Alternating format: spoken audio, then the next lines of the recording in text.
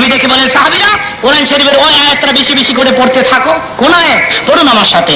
কুল জাআল হক ওয়া যাহাকাল বাতিল ইন্নাল বাতিলা কানা যাহুকা।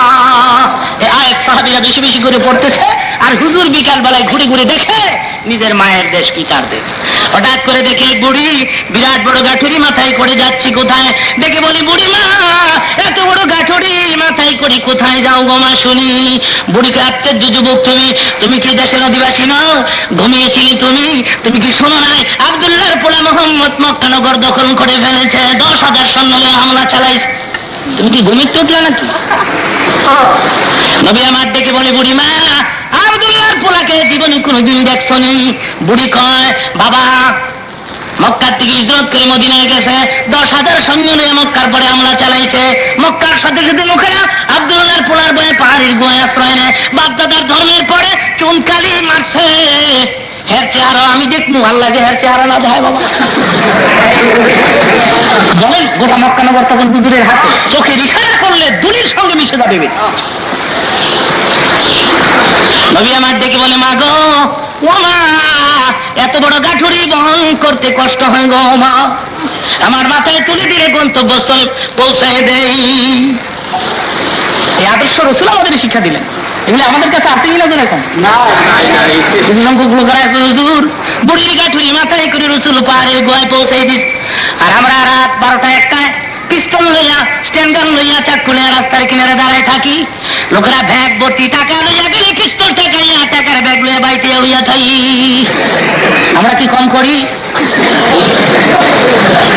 কুমিল্লা থেকে প্রোগ্রাম করে যাচ্ছি, মেঘনা ফেরিঘাট পাড়ি দিয়ে বড় ব্রিজ পরে আইল্যান্ডের কিনারে গাড়ি থামলে 10-12 জন গাড়ি ঘেরাও করে নিচ্ছে। ড্রাইভার বড় চালাক, ড্রাইভার ভাবছে এলাকায় এত ওয়াজ করে মামলা যুক্তিবাদী, আর এলাকার পোলাপাইনি তো ধরছে, গাড়ির ভিতরে বাতি জ্বালাই দিছে। ভিতরে বাতি যখন বালাই দিছে, পোলাপাইন তো চিন্নালাইছে, আমার চিন্নালাইছে। ওটা আমি কি ব্যাপার, রাত এখন 12টা 12:30, আপনার চারদিক দিয়ে ঘেরাও করে সমান ভাবে, ব্যাপারটা কি? কয়, হুজুর দোয়ার লেগে খার দিছে। দাম দেখানো এতো হলো এদেশের ছেলেদের চরিত্র। হকলিবাত নষ্ট করবেন না, মানুষের হক নষ্ট করবেন না। কিয়ামতের ময়দানে মানুষের অর্থ নষ্ট করেছেন, মানুষের পয়সা জোর করে নিয়ে খাইছেন, সেজন্য আপনার গোটা জিন্দেগীর সমস্ত লাভ তার বিনিময়ে দিয়ে দিতে হবে।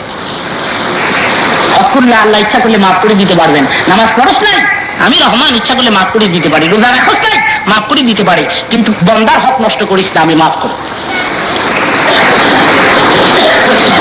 নবী আমার ডেকে বলে, বুড়ি মা, এত বড় গাঠুরি বহন করতে কষ্ট হয় গো, আমার মাথায় তুলে দিলে গন্তব্যস্থলে পৌঁছে দেই। এবার বুড়ি মনে মনে ভাবে, এমন মানুষ তো আমার কেন ঘরে কোনোদিন দেখি নাই। বুড়ি কয়, বুঝেছি, আমার গাঠুরি বহন করি, তুমি কিছু পয়সা চাইবে, এমটি পকেট বোধ হয়। নবী আমার ডেকে বলে, বুড়ি, 1 পয়সা আমাকে দিতে হবে না, পয়সা ছাড়া নিতে পারো। এবার সাধারণ বিদ্যা মহিলার গাঠুরি রাহমাতুল লিল আলামিনের মাথা। বুড়ি আগে আগে যায়, হুজুর পেছনে পেছনে যান। পরের গুহার কিনারে যায় বুড়ি ডাক দিছে, তোরা কারা রে? আব্দুল্লাহর পোলার ভয়ে আমি পাহাড়ের গুহায় আশ্রয় নিতে আসছি। একজন গুহার ভেতর থেকে বের হয়ে ডেকে বলে, বুড়ি গো, যে মুহাম্মদের ভয়ে করতাল্লাম, এ মুহাম্মদের মাথায় গাঠুরি দিয়ে কোন সাহসে পাহাড়ের গুহায় দাঁড়াইবি? বুড়ি আর চোখে পানি রাখতে পারে না, বুড়ির গাল বেয়ে বেয়ে পানির ফোঁটাগুলো ঝর্ণার মতো ঝরে পড়ছে। বুড়ি কাঁদে, একবার নবীর সুন্দর মুখের দিকে তাকায়, আবার পাহাড়ের গুহার ভেতরে তাকায়, কান্দে আর কয়, পাহাড়ের গুহার ভেতরে কারা রে? আয় বের হয়ে আয়। এটাই যদি সত্যিকার মুহাম্মদুর রাসূলুল্লাহ সাল্লাল্লাহু আলাইহি ওয়াসাল্লাম হয়ে থাকে, খোদার কসম, এই মানুষ কোনদিন মানুষ মারতে পারে না, এই মানুষ কোনদিন মানুষের ক্ষতি করতে পারে না। বাবা গো, আগে কেন তোমার পরিচয়টুকু আমার কাছে দিলালা? আমি কি বেয়াদবি করতাম? আমার গাঠুরি কি তোমার মাথায় তুলে দিতাম? তুমি নিশ্চয় পয়গম্বর, মুহূর্ত দেরি নয়, আমারে পড়াই দাও লা ইলাহা মুহাম্মাদুর রাসূলুল্লাহ। হাউজে কাউসার দেখাইলাম, জান্নাত দেখাইলাম, জাহান্নাম দেখাইলাম, সব কিছু তোমারে দেখাইলাম, এবার আমার হাবিব তুমি বেজার হইয়া যাও না খুশি হইয়া যাও? এবার আল্লাহর হাবিব জবাব দিচ্ছেন, মাবুদ দুনিয়ার কোন পয়গম্বরকে এত উপরে তুলনায় যত উপরে তুমি আমারে আনছ, বেশ দেখলাম, জান্নাত দেখলাম, জাহান্নাম দেখলাম, তোমার নূর দেখলাম, তোমার সঙ্গে আলাপ করলাম, সেই জন্য আমি কিছু খুশি হয়ে গেলাম আর বেজার হয়ে গেলাম দুনিয়ার এতিম উম্মতেরা তো তোমারে দেখলো না। দেখেন এখানে শিখবার অনেক কিছু আছে।